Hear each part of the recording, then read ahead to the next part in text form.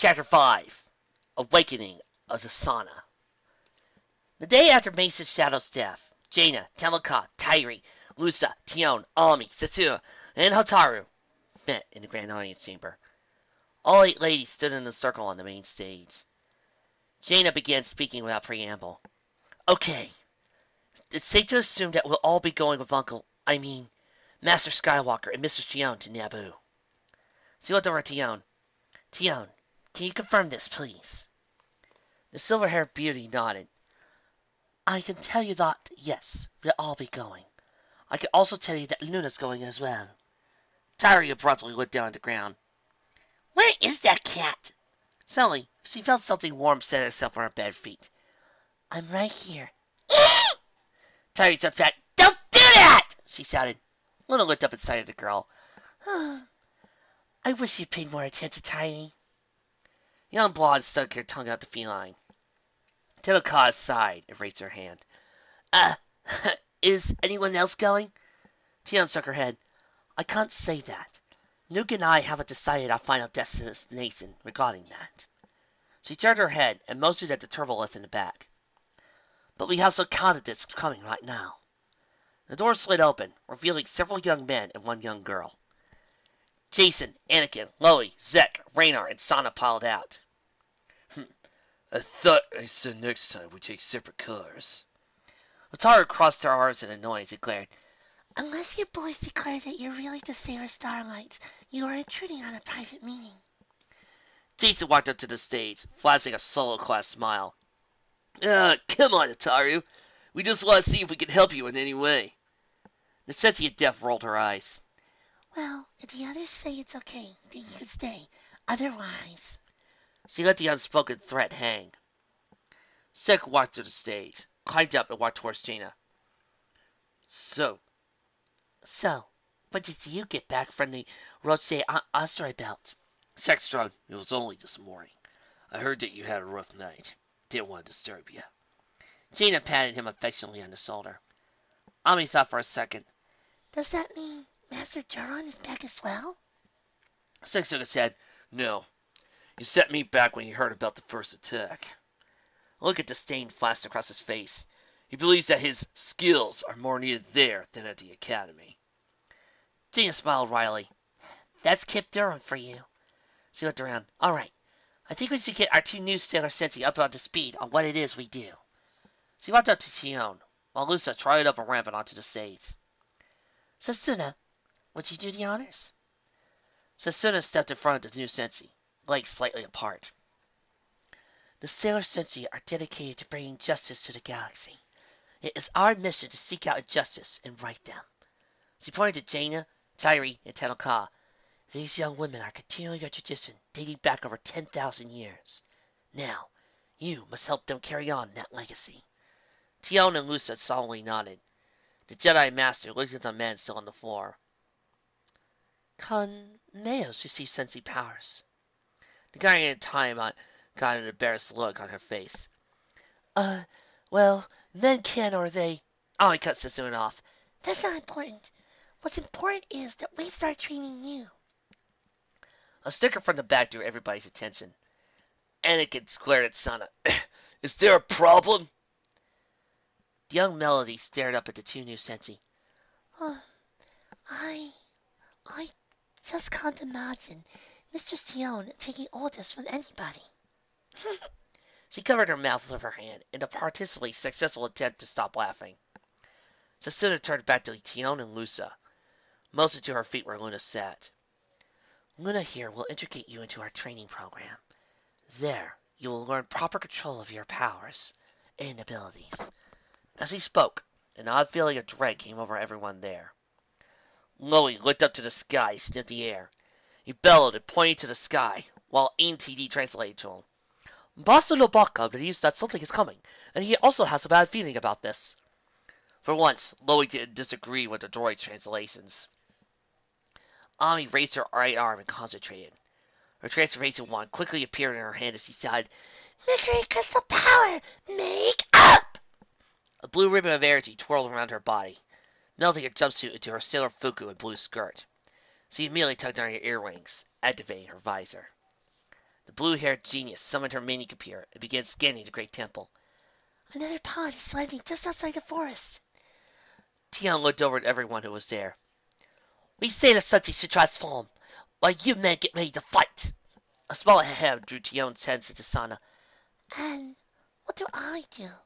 I'm not a Sailor Senshi, and I'm not a man. Luna looked up the stage. I'll stay with you, she said, patting over. Jada turned to the young woman there. What are we waiting for? She, Tennoka, Tairi, Ari, Setsuda, Hataru, Tion, Lusa raised their hands and shouted, Korea Star Power! Make up! Definitely Star Power! Make up! Gathering Star Power! Make up! Mirroring Crystal Power! Make up! Pluto Crystal Power! Make up! Saturn Crystal Power! Make up! Yavin Power! Make up!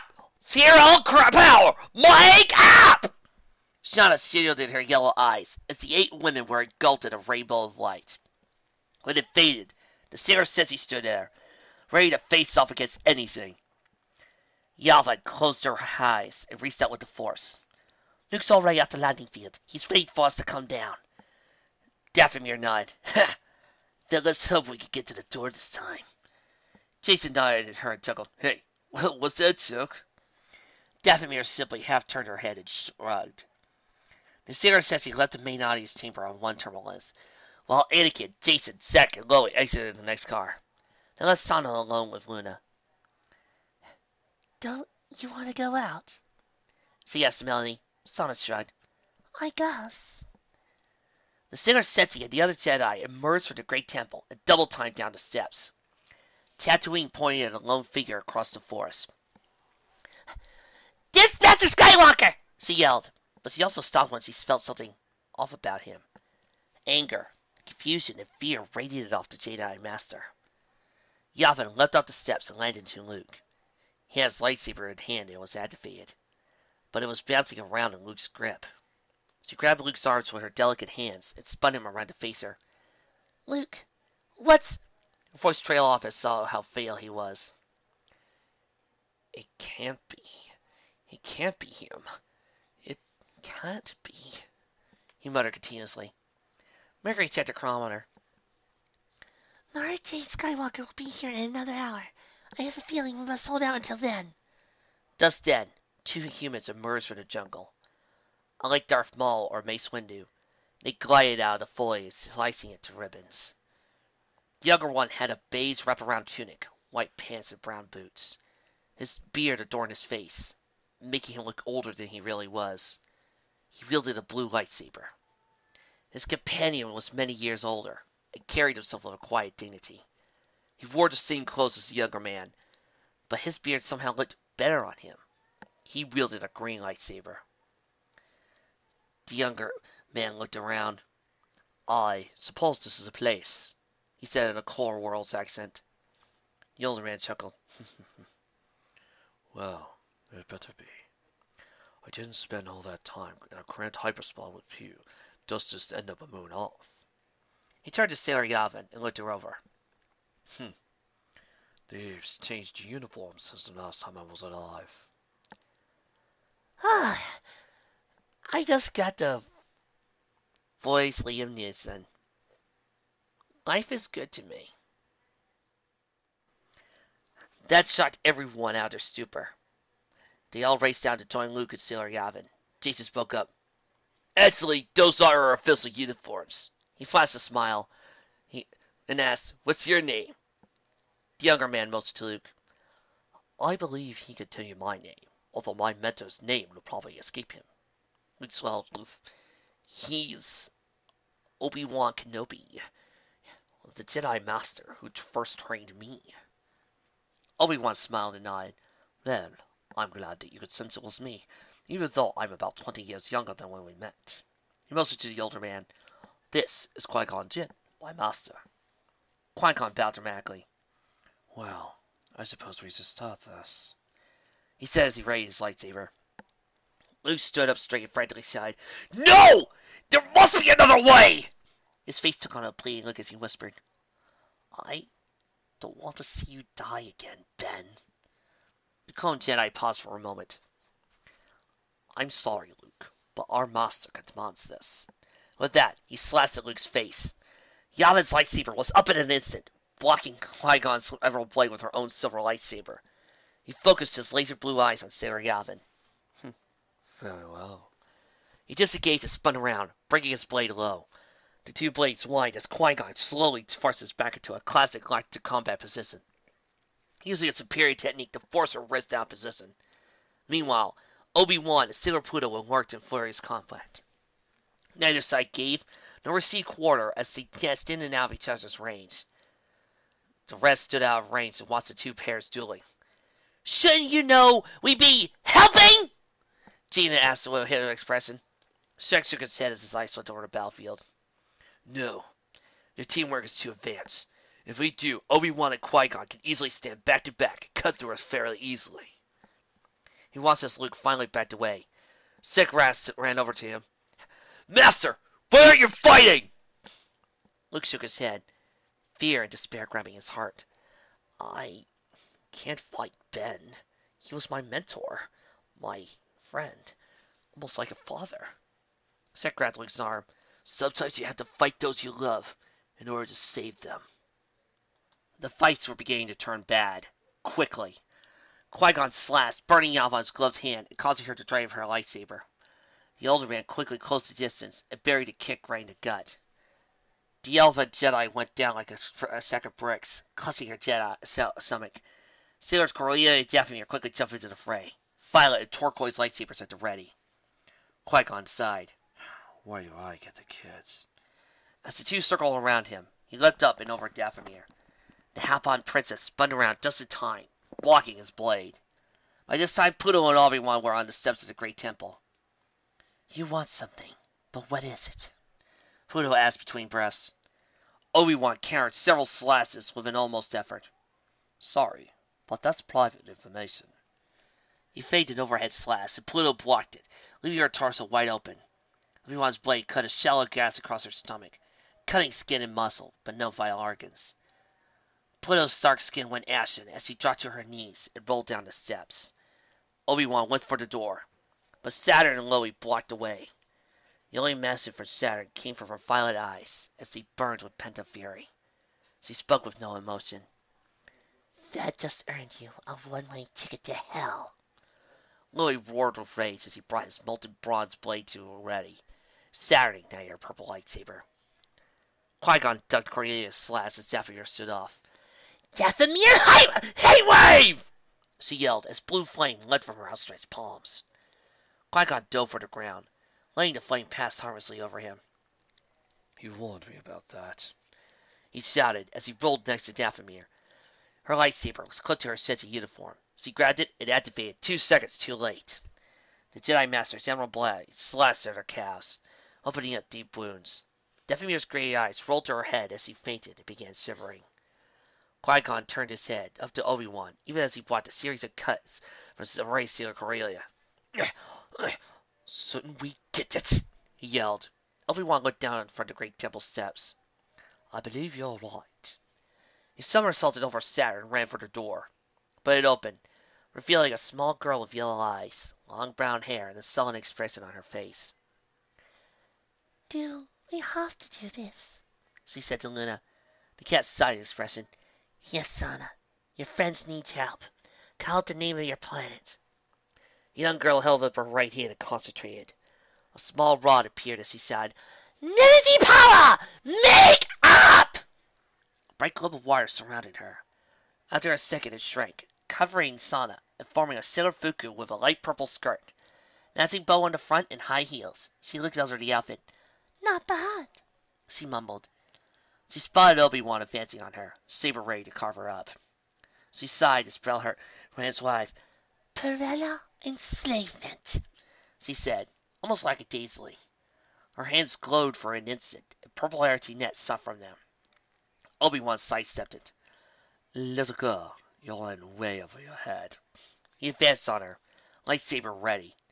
He brought the ruby-red blade up, and it was blocked by Saturn's own purple blade. We're not done, she used the tone as he forced Ben down the steps with a series of slices and front side thrusts. Obi-Wan smiled. It's all right. I quite like the challenge. As the two went down, Loey, Zack, Jason, Mercury, and Anakin went up, each one carrying an injured Sailor Senshi. As Saturn and Obi-Wan dueled, Luke approached Qui-Gon. I won't stand for my students being injured, he said. Green lightsaber blade ignited. The older man turned his head for Corellia smirked. Well, I was wondering when you showed up. He disengaged where Corellia backed up, eyeing both Jedi warily. The master duelist feinted to the left, drawing Corellia too far out. Luke saw it and shouted, Jaina! No! But it was too late, so he overextended, allowing Qui-Gon to get close and slashed her deeply on the right and left shoulder. The young woman screamed and she collapsed. Sailor Corellia looked up at her uncle. Uncle Luke, help me! The cry of help caused something to snap inside the Jedi Master. I won't let you hurt my students, or my family! He stepped forward and sliced across Qui-Gon's back. The older Jedi blocked it and spun around to face Luke.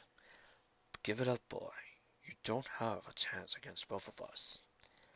Luke slid his green blade against Qui-Gon's, holding his left hand in front of him and pushing with the force. Sent the older man flying backwards. He soon planted his feet on the ground, slowing him down. That was unnecessary, Qui-Gon said as he rubbed the spot on his chest.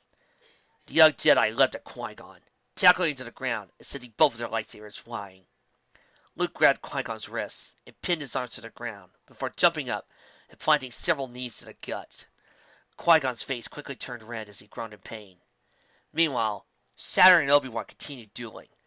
Saturn fought with her emotions shut off, mechanically slicing and parrying. It was working, however. Obi-Wan's defenses were starting to crumble as Saturn's defensive style wore him down. Who are you? He panted between gasps. Saturn thrust her lightsaber at his gut, and when he parried it, she rolled back deactivated. I am the soldier of death. I am the destroyer of worlds. She held out her right arm, and the silence glaive materialized in it. Saturn swung it overhead. I am Sailor Saturn, your killer.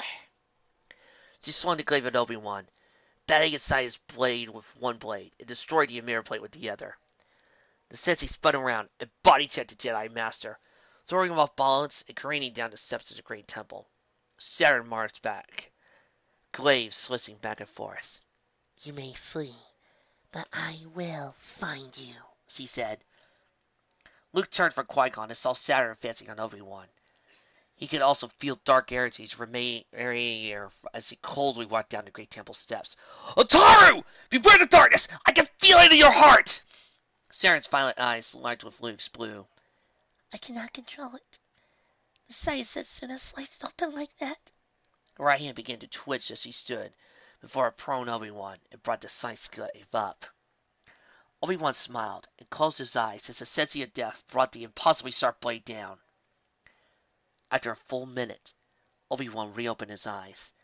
At best, he expected to be dead.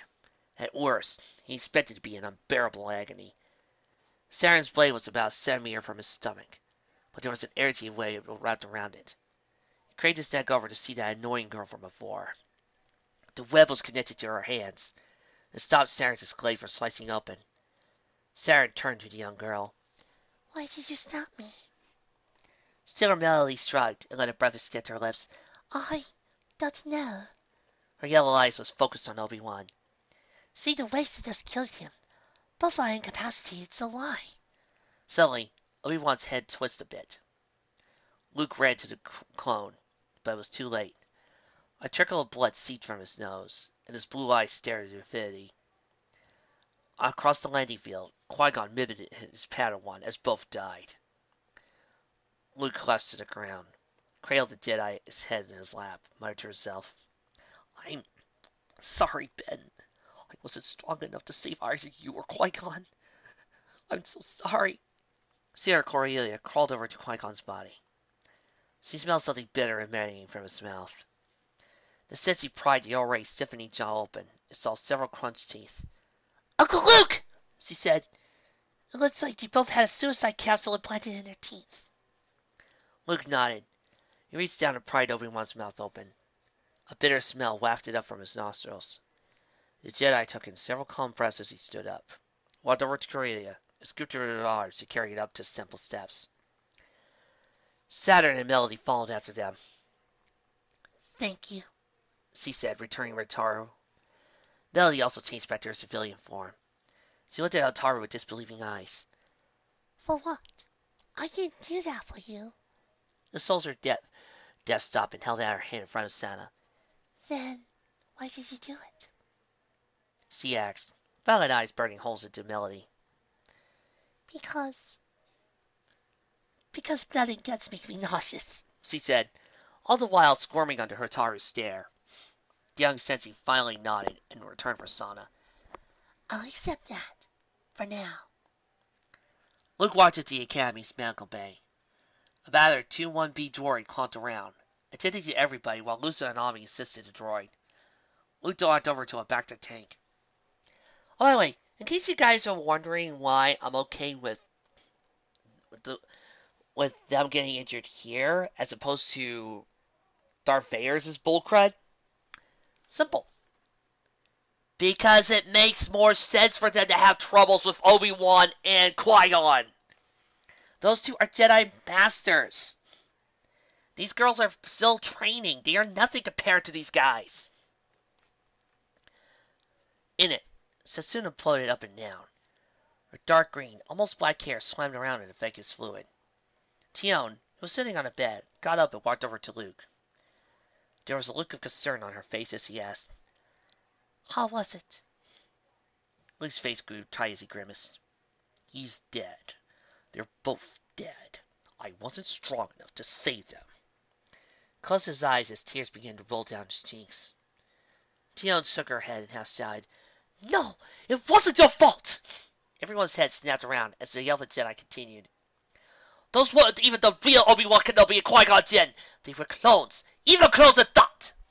Chizu got up and approached the two, but a look from Ami stopped him in his tracks. Luke shook his head. I could have saved them. He looked up and around. Time around him stopped.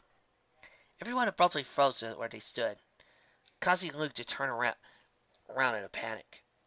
When he turned back, an old man stood in front of him. Ben! He cried out. Then he actually looked at him, or rather through him. There was also a blue tint to his skin and clothes. Ben smiled. I'm glad that you see how well you've done with the old Luke. The Jedi Master choked down tears as he nodded. Ben took this as a sign to continue. Don't worry about the clones that you've killed. You couldn't save them. He walked over to an unoccupied bench and sat down.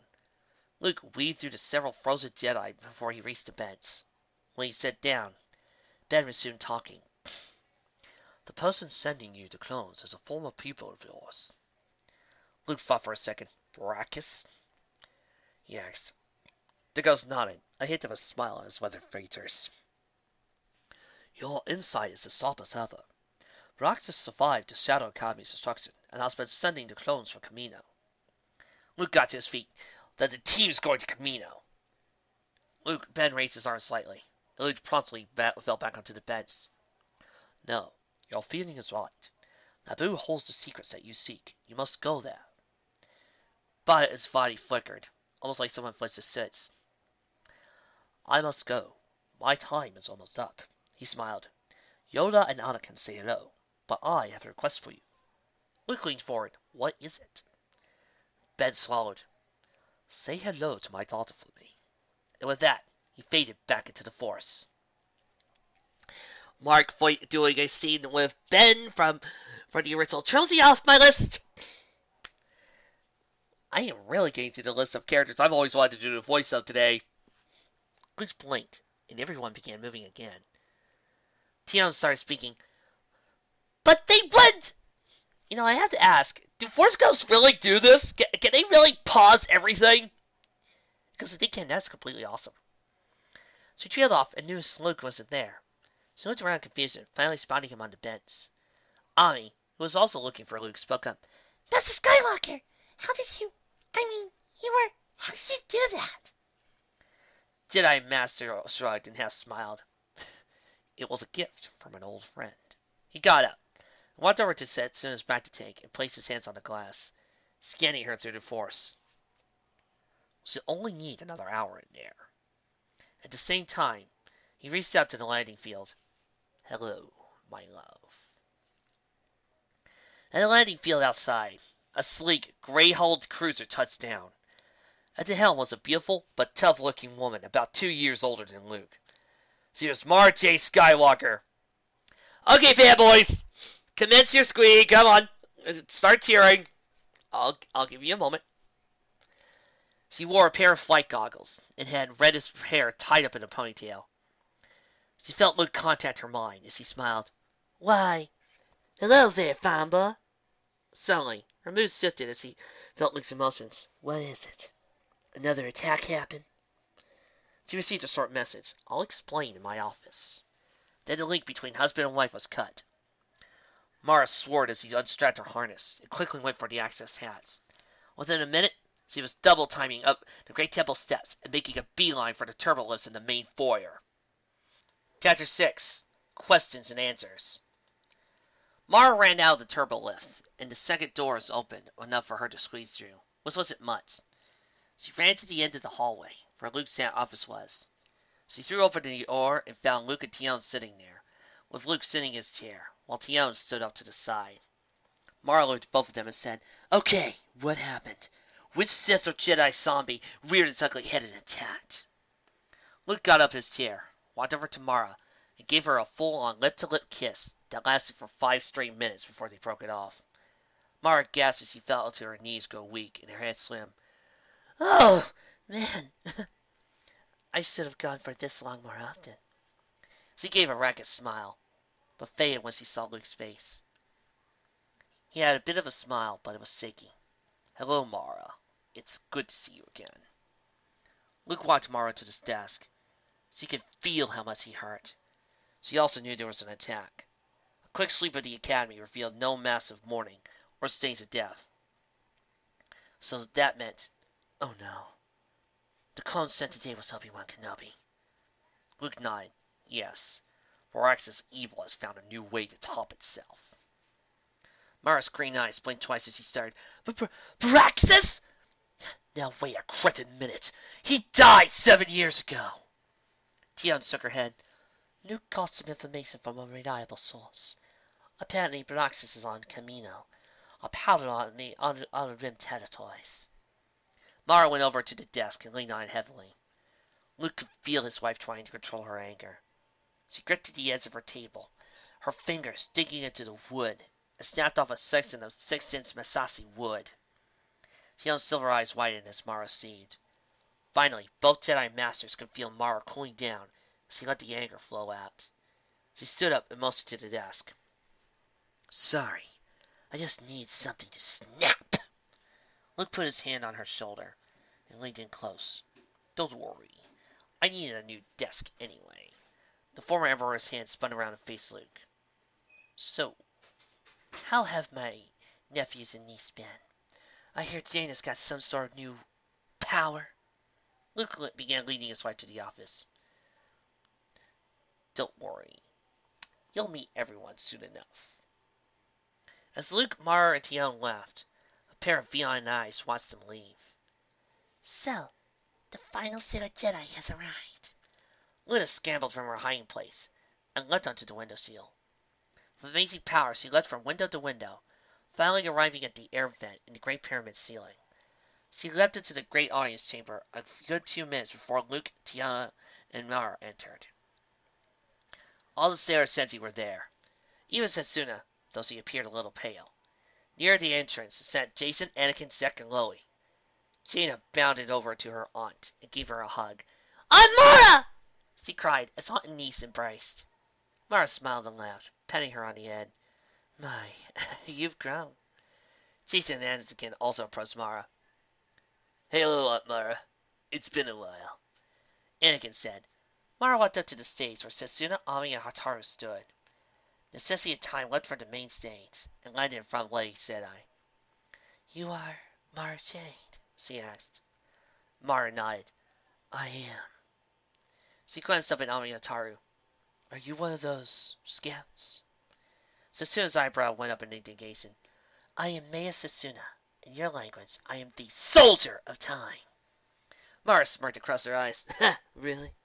I guess those short skirts and flimsy fukos make really great battle armor, eh? Tenokar gruffly spoke up. That's a fact, Mistress Mara. The sailor fuku provides great protection against energy and physical attacks. Mara arched an eyebrow at the happy princess. Are you serious? Oh, wait. It's you, Tenno. Luke stepped forward and motioned everyone to come closer. Kip and Cam will be arriving here about a week after we leave for Naboo. The journey there will be a little over a week and a half. His gaze swept the room, taking everyone in. Everyone here is going to Naboo. There we will find answers. Tyree and I will go in my X-Wing, while the rest of you divide into two groups. One goes into Mara's ship, the Jade Saber. The rest go into Tenoka's new ship, the Steel Dragon. Everyone looked around. Not counting Luke, Tyree, or Luna, there were 13 going. Mara looked over at the crowd. I'll take Tion, Anakin, the blue-haired girls, Sana, Musa, and Setsuna. The Guardian Time's eyebrow went up in surprise at the last one. Me? Mara merely smirked a reply and remained silent. Tenoka looked over her group. Jaina, Jason, Hotaru, Zek, Luna, Loie would be flying with her on her new ship the mother gave her, the Steel Dragon. I call pilot! Jaina said with enthusiasm. Zek piped up. In that case, I call co-pilot. The two looked at each other, with Jaina being the first to break eye contact. Jason, meanwhile, approached Tenoka. I've got some new jokes for you. He joked with a trademark soulless smile. Tenno blinked her gray eyes once in surprise. New jokes? Ha! Perhaps they should wait until after we're in space. Don't you agree? Friend, Jason. The young man nodded in understanding, beyond his teenage years. No problem, Tenoka. I can wait. Luke jumped on the stage. All right. I want everyone to get ready. We leave in 2 hours. He glanced at Setsuna and Mara. Setsuna, I want you to enter into a healing trance before we leave. He then looked at Ami, crossed his arms in mild amusement, and spoke. And you might want to introduce yourself to Mara, Ami.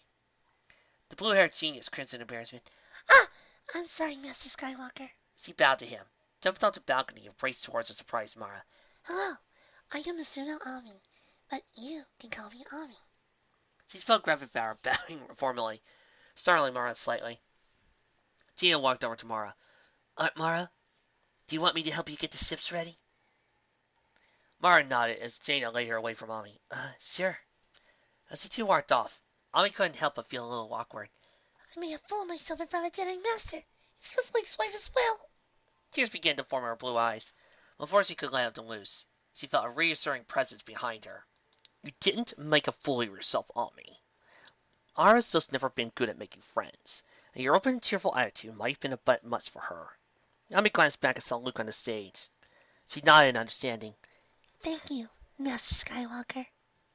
Outside, Mara and Jaina checked their 3 ships with the efficiency of a military crew. The former Emperor's hand walked on top of the Jade Saber, checking the sensor gear and thrusters. All the while, Jaina crawled halfway inside the X-Wing's cowling. Mara almost casually stepped off the Jade Saber and landed on hard dirt with nary a sound. All right, let's see it. Jaina extracted herself from the crawling and looked at her aunt. See what? She asked. Mara sighed and twirled around. I want to see my niece turn into a soldier, whatever it is. Jaina shook her head in mock exasperation. All right, but don't be too shocked at what you see. She held up her right hand and concentrated. A transformation wand appeared in her hand as she said, Korean Star Power! Make up! Mara blinked, and Jaina's clothes changed from her jumpsuit to a jailer fuku with a black bow on the front and gray skirt. White gloves and ankle boots completed the ensemble. Her mouth dropped in shock at the speed and power increase she felt. Corellia pointed to a rock outcropping with both hands. Corellia Hyperstrive Vortex! Twin beams of energy spiraled from her arms and shot out the palms of her hands. They intersected about 1 meter from her and hit the rock outcropping, vaporizing it with a whoosh. Mara's eyes shot up in surprise. She stared open-mouthed at the raw display of power. Not even justice left. Both turned to Corellia's left when they heard a small cough. They turned to see Tenoka standing there. Jaina, I hope you're not using your powers frivolously. Jaina looked at her friend and asked, What? Then a sudden thought struck her who was asking the question. Tenno Ka had recently fallen to the dark side, partially because of her new senshi powers. They are overwhelmed the Hoppin Princess and left her vulnerable to manipulation from Lamia, as he doesn't want anyone else to go through what she did. Cordelia quickly reverted back to Gina. Thanks, Tenno Ka. Their reverie was broken when the rest of the band came down from the Great Temple steps. Luke and Tyree went over to the X-Wing, one modified for 2 people, while the rest split into their respective groups and either headed for the Jade Saber or the Steel Dragon. Tenno Ka and Jaina quickly returned to their group. Ship's all ready for the trip, Jaina said as he patted the ship's hull. Tenno Ka flashed a small remote out of her pocket and pointed it at her ship. With the press of a button, an access hatch opened and the entry ramp descended. Zack and Jaina quickly entered the half-end shuttle and headed straight for the cockpit.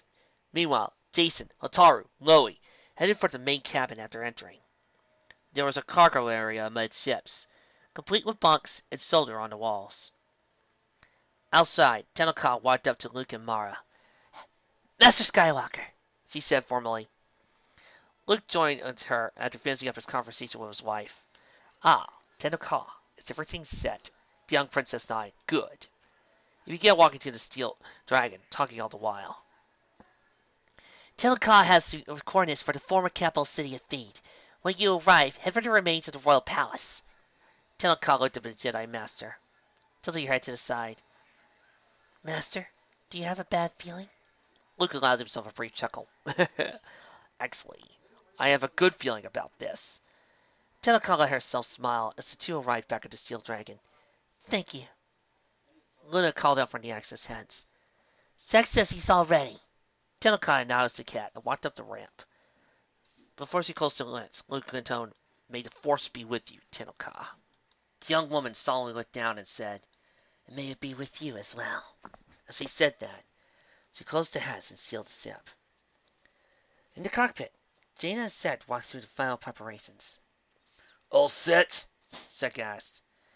Jaina checked the status boards before speaking to her love. All clear. We have to go for launch. Her gaze drifted to viewports.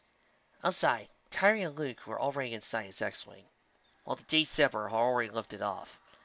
Jaina could feel the humming of the engines as they power up. Well, what am I waiting for? The young gifted woman pulled back on the control stick, sending the sleek cabin cruiser up and away from Yavin 4. The sky turned from blue to purple, and finally to black. Jaina stared in awe at the sight, one she would never grow tired of. A gentle coughing from her right snapped her back to reality. Are we ready, Captain? Zack smiled teasingly. Jaina could hear the smirk on his face. She turned her arm around his hair and smoked him on his shoulder. That's mutiny, Mr. Zack! I'll see you walk the airlock for that. Zack's green eyes shone with laughter as he defended himself from Jaina's brutal blows. Ah! I surrender! Suddenly, both fell somewhat small into the cockpit. Jaina looked down and saw Luna sitting in the doorway. I trust you are ready to send us into hyperspace? She asked. Jaina gulped and turned back to the controls. In record time, she inputted the hyperspace coordinates for Naboo, ready to shift for hyperspace. After finding the appropriate gate, ow! While Zack double-checked her calculations and life support. We're all set, she said as she pushed down on the control lever. Outside, the ship stretched like a huge rubber band. When it snapped, the Steel Dragon was hurled into hyperspace. On the storm-swept planet of Kamino, Brackett studied the reports sent in from the clone, a tiny spy satellite orbiting Yavin 4. So they're heading to Naboo. I best select the next packets. He pressed a small button on the desk, activating his comm. Clone knob. How long until the next two are ready? A maddening, soothing voice came over the loudspeaker. The next two are ready for shipping, my lord. Sith Lord nodded in satisfaction. Excellent. How long would it reach to Naboo? There was a pause. Brackett could imagine the Kamonian rapidly trying to find Naboo on the star charts, let alone calculate a hyperspace route. After a full 5 minutes, the loudspeaker crackled back to life. It would be about 12 days if we sent it now. Brackett cursed. Skyguard's band had just left, and they found out they were looking for and left before the clones arrived. Send him to Naboo. He raised the cut of the comm. but paused for a moment. "It tells the chief down there that he has my thanks for starting a new ship early." He then turned off the comm, stood up and looked out the window. As he watched the storm rage against the tyrant spear windows, he thought about his true call, the ancient sword of the Sith Empire. With it, he would have enough power to rule the galaxy for an eternity. His head suddenly whipped around, sending his blonde ponytail whipping around his head as an entity Tamith Ka burst into the room. Night Sister pointed a long finger at Brachus and snarled, "Okay, I get why you want the sword. The power to rule has its advantages. What I don't understand is why aren't you sending the clones to Yahweh forward now that Skywalker's gone?" Brachus waited until Tamith Ka finished. Then he stood up and seemed to grow taller, at least in Tamith Ka's eyes, as though seeing armor glinted with restrained power, as he locked blue eyes with Tamith Ka's violet eyes. If the sword was still there, then maybe that would make sense. He walked to Tamith Ka and stood 2 inches from her face. But he took the sword with him. I'm not even sure if he was aware of placing it in his X-Wing, but I can feel it moving! He suddenly backed off from the Night Sister and placed his hand on forehead in frustration. "The clones will arrive shortly after Skywalker and his metal bands of Jedi. They won't be expecting them, and will be slaughtered in due course." The Sith Lord turned around and walked back to his desk and sat down, waving Tamith Kai away. "Now go. I have much to think about." Fuming, Tamith Kai walked out of Brachus' office. After a few minutes, her anger boiled over. One quick strike, she punched a hole in the wall clear up to her elbow. "He thinks he can toy with me. I am the last of the Night Sisters, and I won't be dismissed by that Vader wannabe!" Jason's mind desperately tried to formulate a strategy. His opponent controlled most of the resources, but he was beginning to learn her favorite moves. The young man looked into his opponent's violet eyes and said, "Got any threes?" Tomoe Hataru glanced at her cards and "No, go fish." Jason groaned as he reached into the pile of cards in front of him. He pulled one from the pile and placed it in his hand. "Ace of spades. I need a 3 and 2 jacks." Hataru's eyes studied her hand for a moment before speaking. "Do you have any jacks?" Jason ran his fingers through his tousled brown hair and muttered in frustration, "Are you that good at telepathy already?" The young senshi at death accepted 2 cards from Jason with no aplomb. "No, I said we've been playing this game longer than you," she said, smiling in an attempt to cheer Jason up. Off to the side, Jack leaned against the wall and observed the game. "Jason, I advise you to give it up. She's beaten you almost 40 times in a row." Jason merely looked over at his friend and stuck out his tongue at him. That sent Hataru into a fit of giggles. "You two are so funny." Jason turned back to her and stared at her. "And what's wrong with that? We're friends. We can make fun of each other." Zack sighed and went to a slow height. "If you're done, I think I'll see how Tennoka and Jaina are doing." With that, walked over to the far end of the cargo area. Over there, Jaina, Tennoka, and Luna were sitting on some cargo containers. Jaina glanced up at her boyfriend and smiled. "Hey there." He sat down on a container labeled explosive charges and gave her a kiss on the cheek, while Luna waited until he was settled, before resuming her speech. "Now then, where was I? Ah, yes, you, Tennoka, and Tyree should be manifesting crystal power soon. That's the next step in your evolution as Singer Senshi."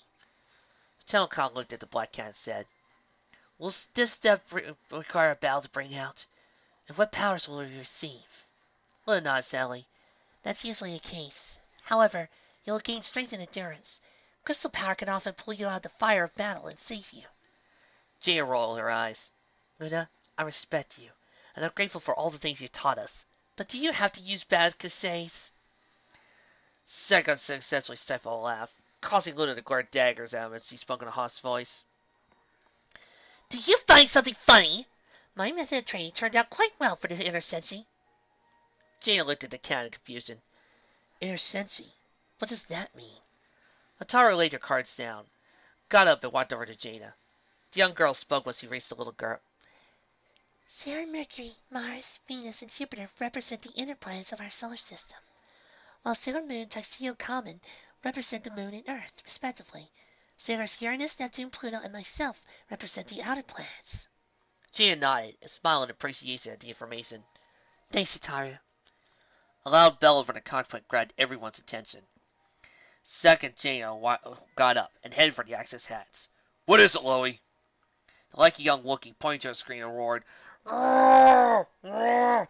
Roar!" Loosely translated, "We'll be reaching Mount Naboo momentarily." He then rose and exited the cockpit, allowing Jaina and Zack to enter, and take their positions as pilot and co-pilot respectively. Zack turned to their hands and spoke up. "Everyone strap in!" Ataru, Tennoka, Jason, Anakin, and Loie sat down and buckled their crash webbing, while Luna sat in Loie's lap. "Will you be all right, Mrs. Luna?" MTD asked. The black cat looked at the small translating droid, buckled to Loie's belt.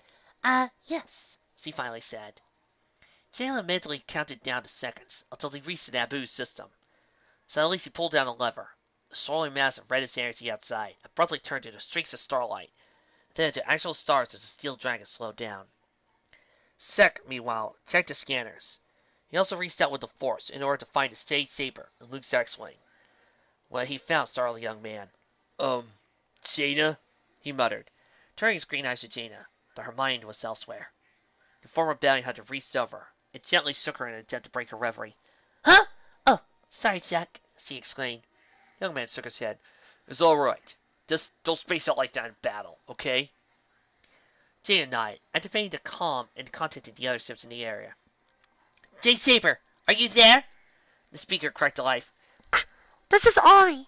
Mistress Jade is teaching me how to pilot." Sekra adjusted his headset, a white grin plastered on his face. "How's you do? I don't see any scratch marks on the hull, but I could be mistaken." Mara's voice came on. "In actuality, she's doing quite well. She's picked up on the basics, and I might let her land." Sek gulped in nervousness. "Okay, we better contact the other ships." And with that, he closed the channel. Jaina was silent as he opened the channel to Luke's X-Wing. "Uncle Luke, are you there?" Luke's gentle voice came over the loud and crystal clear. "I'm here." Another voice, softer and female, interrupted. "I'm also here. Wow, that was a cool trip. Master Skywalker and I talked about Tatooine and sand people and all sorts of stuff. He even wants me to go to Anchorhead and show me around someday. We might even go to Mos Eisley." Jaina held her hand to her mouth as she stifled a tickle, while Tyree went on. After a minute, he interrupted her. "Okay, but we have to go now. See you planet side." As he closed the channel, finally, she contacted a certain CEC YT-2400 Fair. "Hi, Dad! What are you, Mom, and Uncle Tui doing here?" A loud Wookiee bellowed, nearly sorting out the speakers. When it subsided, a cool, cocky voice came over. "Hey, Jaina. How are you and your brothers?" Jaina shrugged. "Jason's strapped in back with Taru, Tano, Ka, and Loie and Aunt Luna, and Anakin's on the Jade Saber." Her voice took on an edge of worry. "Like I asked, Dad, what are you doing here?" Han's voice dropped a few octaves. "Well, sweetheart, your mama asked to come here. I don't know why, but it seemed really important to her." Jaina nodded. "Okay, Dad." She pushed the control stick forward, angling the ship down into atmospheric re-entry. "We'll talk down into Naboo, okay?" The speaker crackled again. "No problem, sweetheart. I'll see you down there." Then it went silent. As the steel dragon shot through Naboo's sky, Jaina thought about that conversation with her father. "I wonder why Mom needs to be here. For that matter, I wonder why Uncle Luke needs to be here." As the sky outside the viewport changed from black to purple, and finally to a brilliant blue, Jaina pondered those questions. No answers came. Naboo was once one of the healthiest planets in the galaxy. Palpatine was born here, and some say the Empire as well. The architecture was renowned, second only to Alderaan, and the people were renowned to their spirituality. I bet these guys were partying the moment they heard Alderaan went nuked. "Yes! We're number one! We're number one!" None of that mattered to the captain of the ISS Imperial when, as his first official mission, he destroyed almost all the major cities, rounded up the entire populations of Gungans, and vented them to deep space. Was that Palpatine's order, or was that Darth Vader? For that act, he was tried for war crimes and executed by the New Republic High Court. Are you sure we shouldn't respect him as a hero? Ow! The people there didn't care, however. Their planet was devastated almost beyond repair, and the New Republic didn't have enough money to help them. In time, the planet was shuffled to a waiting list, and quickly forgotten. The Hammonds wouldn't have it any other way. Leia gazed out at the still damaged countryside. I let this happen. I should have pushed for aid. But the military was almost broke. She was in the tiny spire of the old Deed Palace, the only city not attacked. It turned into a ghost town soon after, though. The chief of state felt a familiar presence enter the room. Oh, hi, brother, she said as Luke walked in. He paced up to his twin and stood next to her. He wrapped his arms around her shoulders and gave a brief hug. Can you feel the stain of death? The beautiful Alderaan nodded. Yes. Palpatine based Delta Zero his own homeworld. For what? Because of that Amidala woman? Leia extracted herself from Luke's grip and wordlessly headed for the stairs. She descended into the main receiving chamber. There, Han and Mara set up a small camp. Everyone arrived 12 days ago, but nobody, not even Luke, knew where to look. In the huge chamber, Han, Jason, and Ataru sat in a circle around a pile of cards. Han's brow had beads of sweat as he glanced over at Jason, then at Ataru. Finally, the ex-smuggler, rebel hero, cleared his throat and said, You got any queens? Jason examined his cards for a full minute before looking up at his dad. Trademark solo grin plastered on his face as he spoke. No. Give fifth. Han groaned as he reached into a pile and withdrew a card. He kept his face straight as he examined his hand. I'll need fours or queens. At that moment, Ataru looked up at Han and instantly asked, Master Solo, do you have any queens? Han's mouth dropped as he raised his eyebrows in suspicion. Hey, wait a minute. You're not using the force, are you? Ataru's violet eyes narrowed and grew cold. No. Did you sell would be either or desirable? I hope you don't think I cheat. Han Solo, considered many to be the toughest humans in the galaxy, began to wilt under the young girl's intense glare. Hey, didn't mean anything by it. Jason chuckled at his father's discomfort. Don't worry, Dad. Her bark's only little worse than her bite. He leaned back. I should know. I felt both. Outside, Setsuna and Tion dueled in front of an old fountain. Tion's silver blade and Setsuna's golden blade clashed, sending sparks into a steel fountain water. Have you and Cam talked about children? Setsuna asked between breaths. The elven Jedi ducked to slash and parried to Sensi's time's blade to concrete.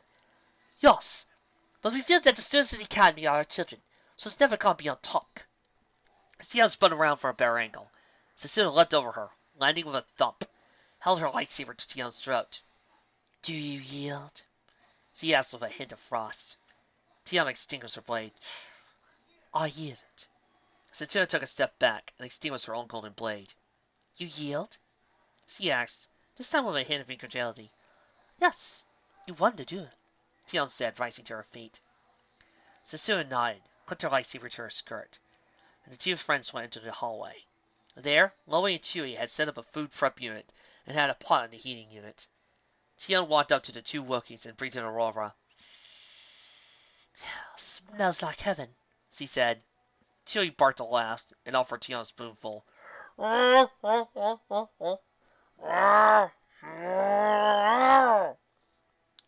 Eat, young wound. She took a sip and almost fainted from delight. Oh, this is delicious! She offered a spoon to Setsuna, who also took a sip. Setsuna's wise eyed.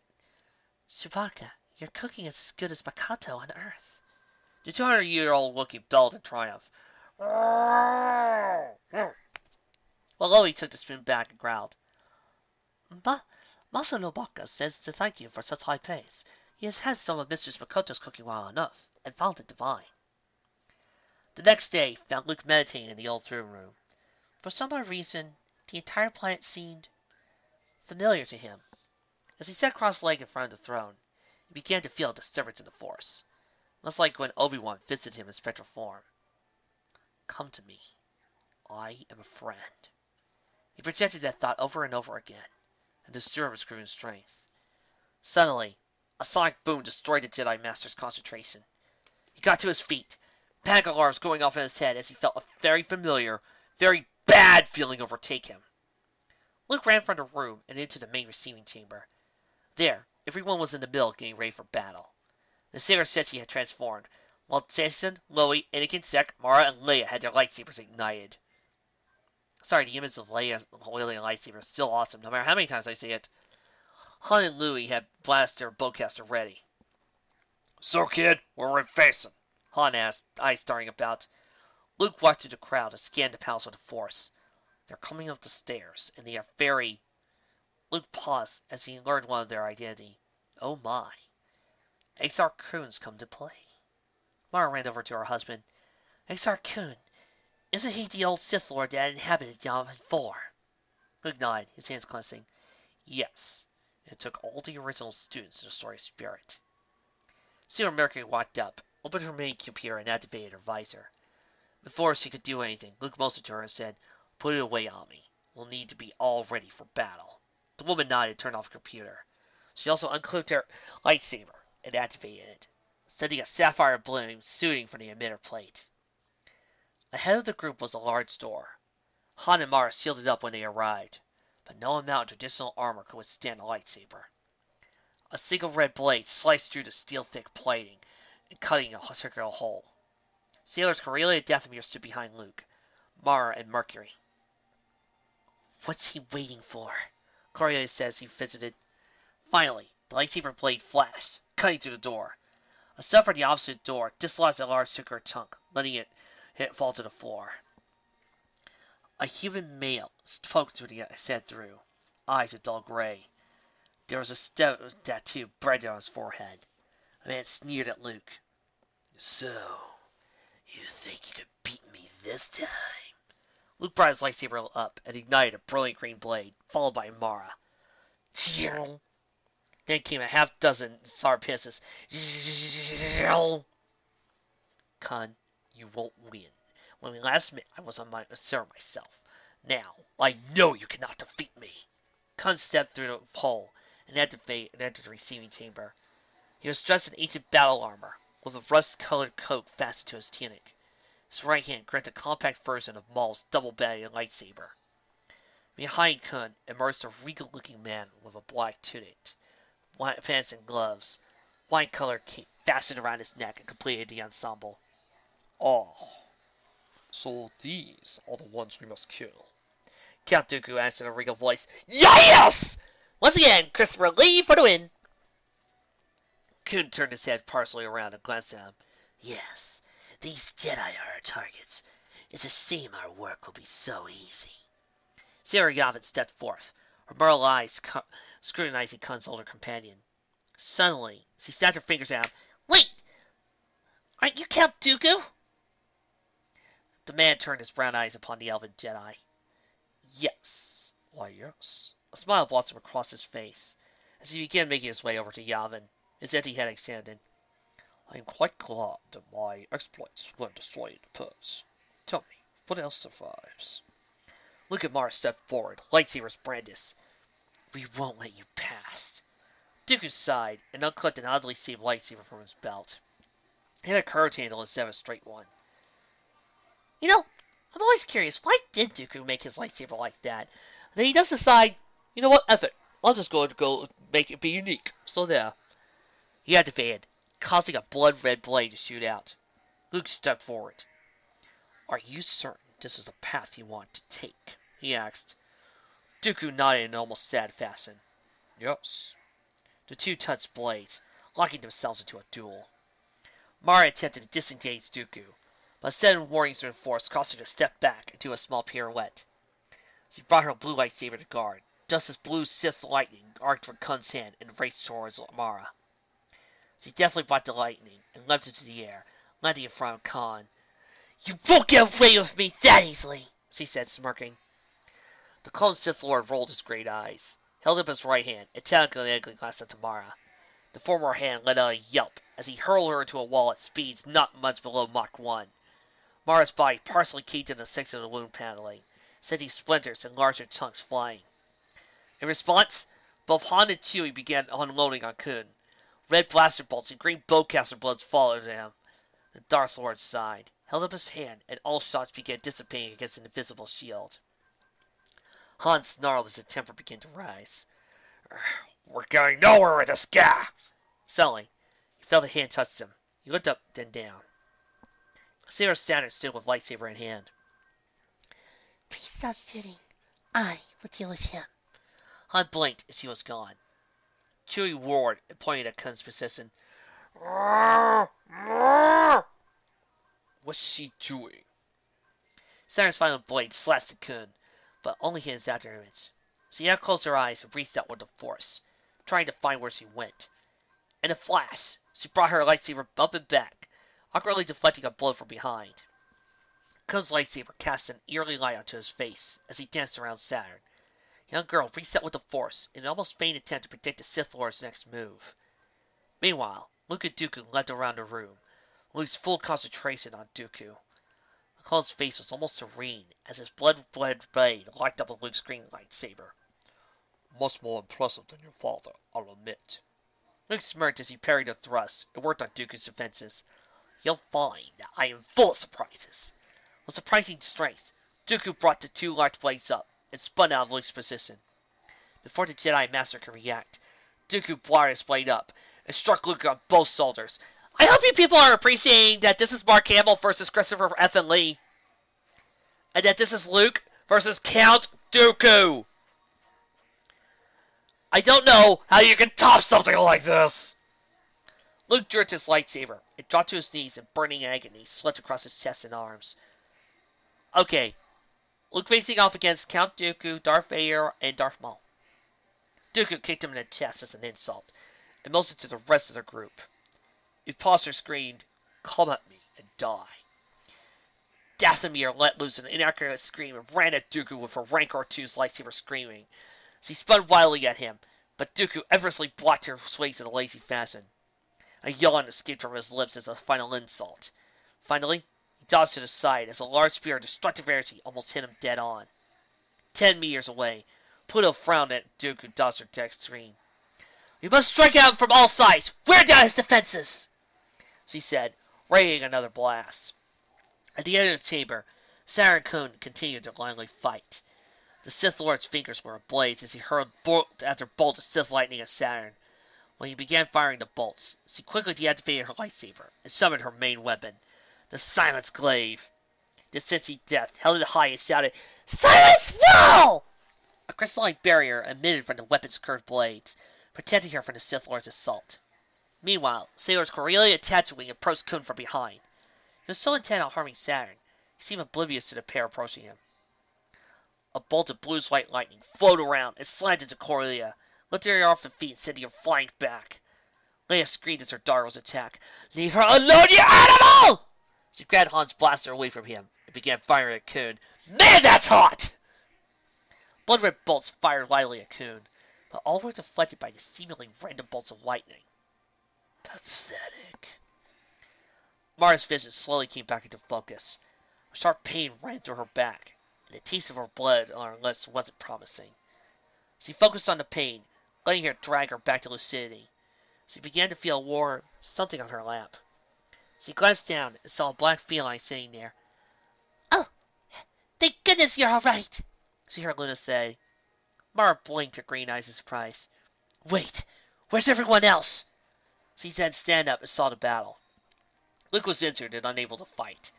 Dooku was standing about 5 meters in front of her, holding off long-range attacks with one saber, while doing Dathomir with, well, toying might have been a better word. Off to the right were Saturn and Kun. Mara tried to get back to her feet, but the pain in her back flared up like a nova. She gritted her teeth, but eventually slumped back down. Luna immediately jumped onto Mara's lap.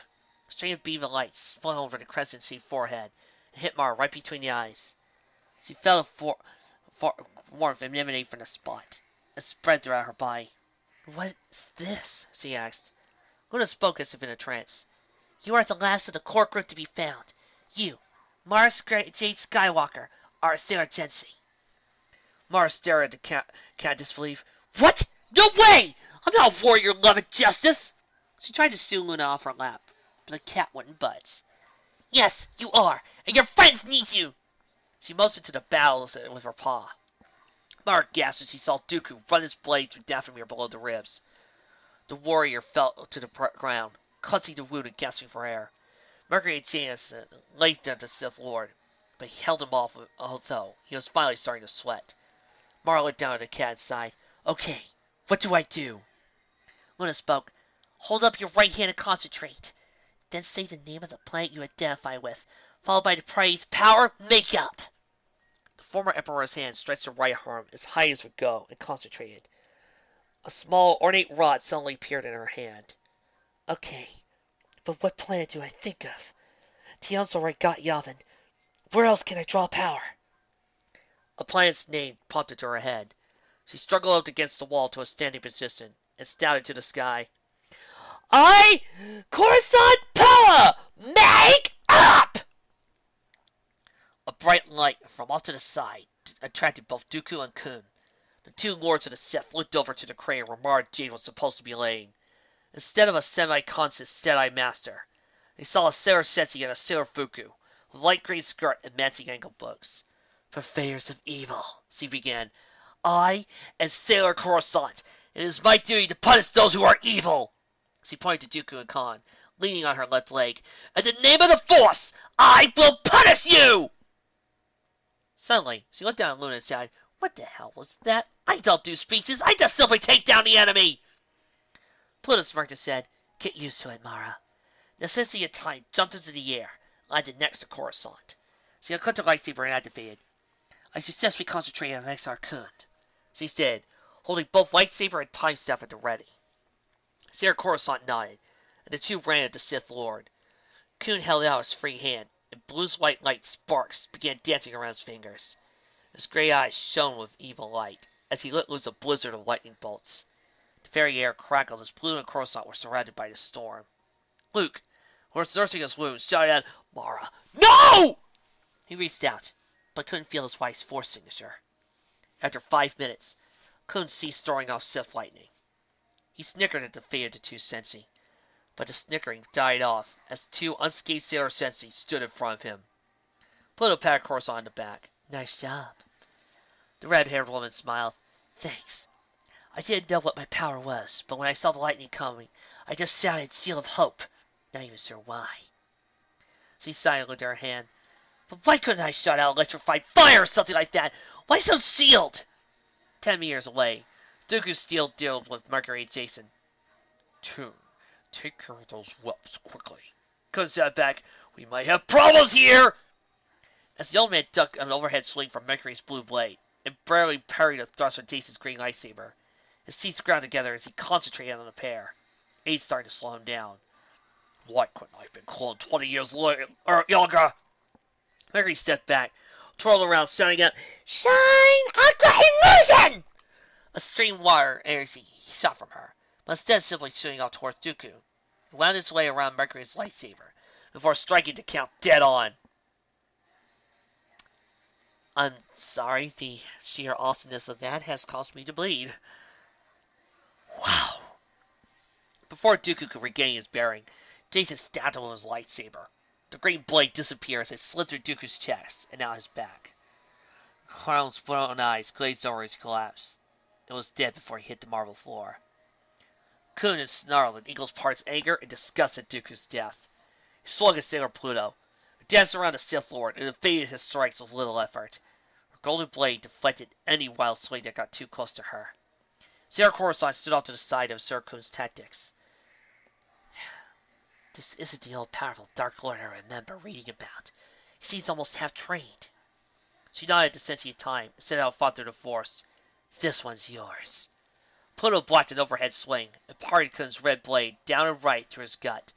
Kun's gray eyes went glassy as he fell to his knees and began gasping.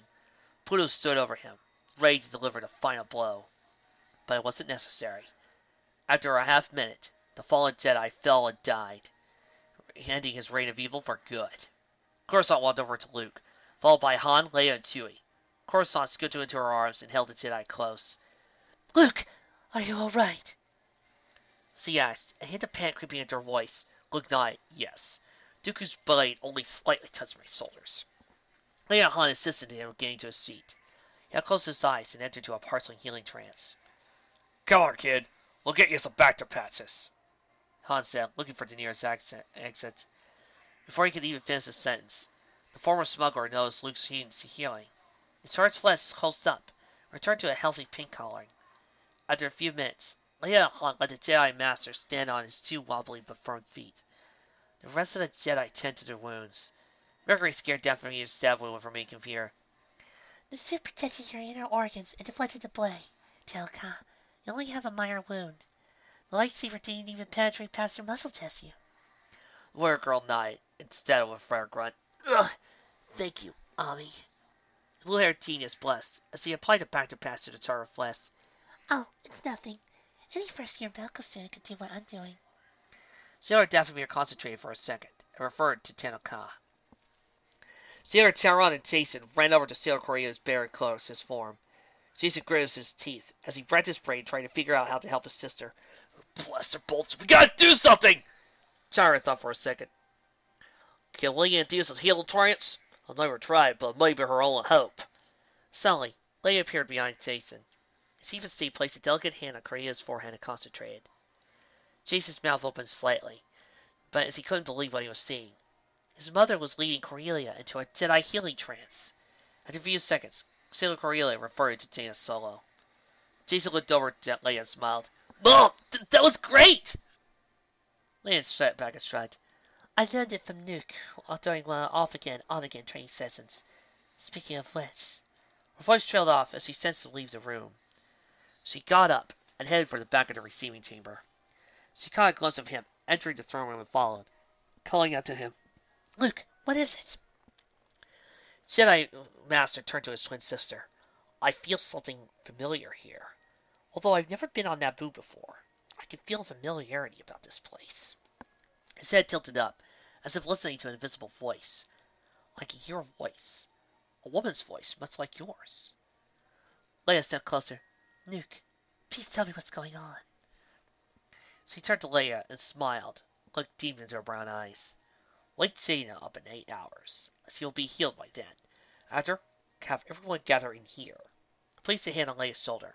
In the meantime, I need you to be alone here. Can I count on you not to disturb me? The Chief of State nodded. All right, but you better not disappear on me, she said. Jedi Master smiled and said, Don't worry. I'll be here. And with that, he turned and walked up to the throne room and sat cross-legged in front of it. Before Leia left, she felt her brother send a small tendril thought toward the ancient seat of power. She hesitated, then exited the room and closed the ornate door behind her. 8 hours later, Han and Chewie opened the door to the throne room. It was night, and Han clutched the lantern in his hand. Hey, you alright, kid? He asked. Chewie growled a similar question. Mister, what are you doing? Luke awkwardly returned to a standing position and turned to his brother-in-law. I'm glad you're here. He motioned to the pair. Come on in. This will be a grand reunion. Chewie opened the door all the way, allowing Leia, Tion, Mara, Jason, Telecon, Zek, Loie, Anakin, Tyree, Sana, Lusa, Setsuna, Hataru, Ami, Luna, and Jaina to enter the room. Phew! One of these days, I'm just afraid when I get to a Sailor Senshi, MLP, Witch, and Running Cancer crossover, then I got a whole list of names I'm going to have to name. I didn't know you were related. Jaina quipped. The former bounty hunter tossed his pony hair over his shoulder and growled, I'm not letting you out of my sight. Acer Kun nearly killed you. I won't let it happen again. Jaina was left speechless at Zek's declaration. She felt a warm spread through her chest as it seized off him. I love him. There's no getting around it. She leaned toward him and tried to give him a kiss on the cheek, but she stumbled, forcing Zek to catch him. Great! There goes the mood! She worriedly thought. Suddenly, every eye became focused on the spot to Luke's left. A ghostly apparition appeared, gradually coalescing into a human female, although there was a bluish tint to her form. Leia could make out the sadness in her eyes. The ghost smiled and spoke ethereal words to carry on the air. Thank you, Duke. I'm glad to see that my son and daughter again. She looked to Leia, who was as white as a ghost, and spoke. My name is Padme Nabari Amidala. I was Anakin Skywalker's wife. And your mother. Leia stumbled forward and walked around the apparition, finally coming to a stop. Han gasped as he saw the strong resemblance between his wife and dead mother-in-law.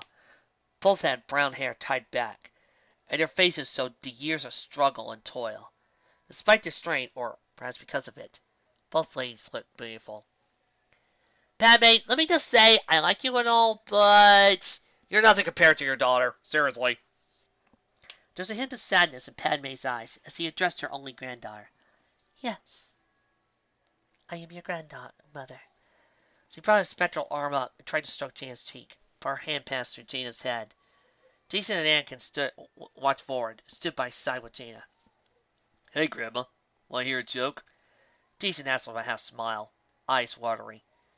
Padme choked back the tears as she looked over her living family. I would give anything to be able to spend time with you all, but my time here is limited. The Force has allowed me only enough time to give you vital information about the sword. She turned to her son, Nuke. Jedi Master turned to the throne and held out his hand. An ancient sword that was leaned against the throne rose up and sprang to his hand. The hilt landed in his hands, and he whipped it around. Padme involuntarily drew her breath and began speaking. Be careful with that thing. You might poke someone's eye out. Have you ever heard of a man named Zim the Despot? Zim! Zim is me! Zim, out of my studio! Several blank stares prompted her to sigh and continued. 25,500 years ago, you ruled a quarter of the galaxy through advanced weapons, war droids, and fear. However, he had a secret weapon, the dark side. You know, I've been doing this for so long that seeing a 500 on that 25 years thing seems odd to me. The gasp came from several Jedi. Yes, before Zendor and the Sith, he was using the dark side to rule, and although the Hutts defeated his droid armies at Fontor, he escaped and fled to Tatooine. And that exec groaned. Does everyone have to go to Tatooine? Han turned and promptly smacked him on the head. No, I was Zach on this! Padme waited until the men stopped and continued. At Tatooine, Zim was confronted by 7 priestesses, each one a Force user, albeit in a primitive fashion. They didn't even call it the Force, just the power or something like that. She paused to gather her thoughts. I swear to Celestia, this turns out that He-Man is in the Star Wars universe and that She-Ra is also a Sailor Senshi. I am so gone! The battle lasted for 7 standard days, laying waste to the recovering planet and turning it to its current state. Finally, Zim's body was destroyed. The apparition let her words hang in the air. Finally, Almi put 2 and 2 together and spoke up from the back. You say his body was destroyed? What of his spirit? Padme gestured to the sword Luke held. They sealed it into that weapon. However, Zim's spirit stirs even now. It has sent out a siren call to Baraxis, the most powerful dark side user still alive in the galaxy. Luke held the scar and up high and spoke. It's impossible for Zim to escape on his own, but the sword was destroyed. His spirit would possess the first Force-sensitive person it could find. His face took on a look of utter seriousness. From what Mother has told me, and from what I can feel, Zim was probably one of the most powerful Force users here ever. He would make Palpatine look like a first-year trainee. Padme motioned to Tenelka, Tyree, Lusa, Jaina, Sana, Tion, and Mara. Although the priestesses sealed away Zim's spirit, each one of them had a vision he would return. Therefore, they were creating a weapon that would expunge all evil from his soul. Mara snapped her fingers. And since that guy's pure evil. Padme smiled at her deduction. That is correct. It is a crystal capable of focusing the light side into a beam of energy. After they created the crystal, it was split into 7 parts and hid on their homeworlds. Tion looked around. There were 7 priestesses 500 years ago. Now, there were 7 Sailor Senshi. Oh, we related to these princesses somehow, she asked, silver eyes glowing. Padme turned to the elven Jedi and nodded. Yes, each one of you is a reincarnation of the old princesses. It is your duty to relieve the shards of the crystal, reassemble them, and destroy Zim's spirit for all time. So, basically, what this story is going to become is that Luke, a team of Sailor Senshi and badass Jedi, are going off on a quest to find 7 crystal shards, bring them together, create a crystal to defeat an ancient evil from long, long time ago, capable of great destruction. Vic, will you consider being my bride? I love you. I sincerely love you. I got no words. You are so freely awesome. This story is so cool. I thank you. Thank you. Let's get hits, Vic. I love you. People, this is why you read fanfics. I'm so sorry I took that 13-year-old sabbatical from reading fanfics because it made me miss this thing. Sana's face took on a sour look as she digested all this. She raised her hand and said, with an air of annoyance, Excuse me. What if I said I don't want to do this? Leia turned to the small girl, surprised. Sana, why wouldn't you? It's the duty of every Jedi to confront evil. The young girl shrugged.